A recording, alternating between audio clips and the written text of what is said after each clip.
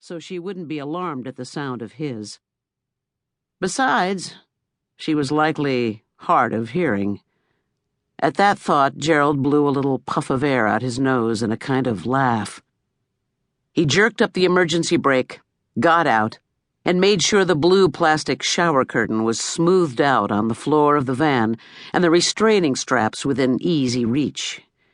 He picked up a set of pliers that had fallen from their niche on the side of the van, a place for everything and everything in its place.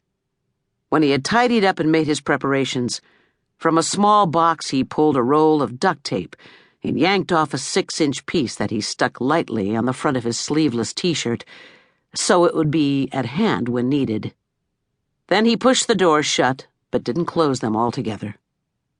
Gerald stopped once more to check out the hillsides on either side of the wash, just a few prefab houses clinging to the side of the hill. Sweet location from a made-to-order wet dream. There wouldn't be the fuss there was sometimes getting them into the van. He fingered the square piece of foil attached to a string around his neck and stuffed it down under his shirt. His rubber flip-flops skidded on the fine gravel covering the slope into the wash, but he recovered. Tucking an oily strand of hair behind his ear and adjusting himself one more time made him feel presentable enough to approach his date. The woman appeared not to notice him as she picked up rock after rock with her bulky garden gloves, examined them, threw some away and put others in a dusty olive-green backpack resting on a larger stone. That was a good sign, her ignoring him. You could tell they were a little fearful if they didn't look at you. Fear was a good sign. As he watched, she bent down and one-handed a rock that looked to be about 5 pounds. Did a couple of curls with it. Maybe not so old after all. But then he got closer and saw that, yes, this was the one he was looking for, and she was ripe. Face not wrinkled, but lined a little with the dryness of the desert, and a trace of softness along the edge of her jaw. Gerald sucked in a sudden breath as he thought about running his nose over that jaw. Freckles sprinkled the part of her chest that showed above the neckline of her t-shirt. So thin and frail, he wondered if her hips might break when she spread her legs. Fantasies of cracking bones aroused him again. She took off her hat and wiped her face with it.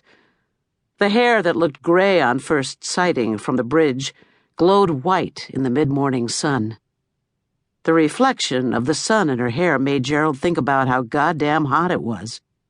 At least 105, maybe more. More humid than usual, too. You could almost feel steam rising off the wet sand. His head itched and he scratched it, picking the residue from under his nails as he picked his way through the hardening mush of the riverbed. A trickle of sweat ran down his inner thigh, matching a sheen of moisture where the woman's denim shirt formed a V between her cushiony breasts. 10 degrees less would make this a whole lot more comfortable. Most guys of his persuasion did their work at night, but when your specialty was older broads, you had to take advantage when the opportunity arose. All the older ones had been to the early bird special and were in bed by the time darkness fell.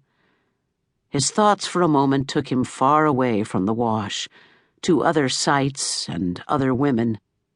Returning, Gerald was surprised to discover the woman looking at him.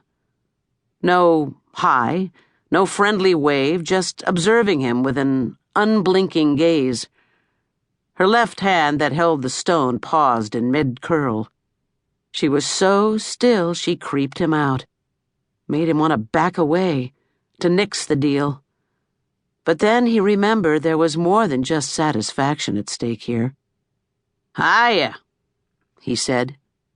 The urge to tug on his balls was unbearable, but he knew it could be off-putting in a new relationship. "Hello." Her rich, elderly vibrato made him swell. Hers was an odd voice, not high and airy like most old ladies, but almost as deep and strong as a man's. She looked down briefly at the boner pushing up from underneath his shorts.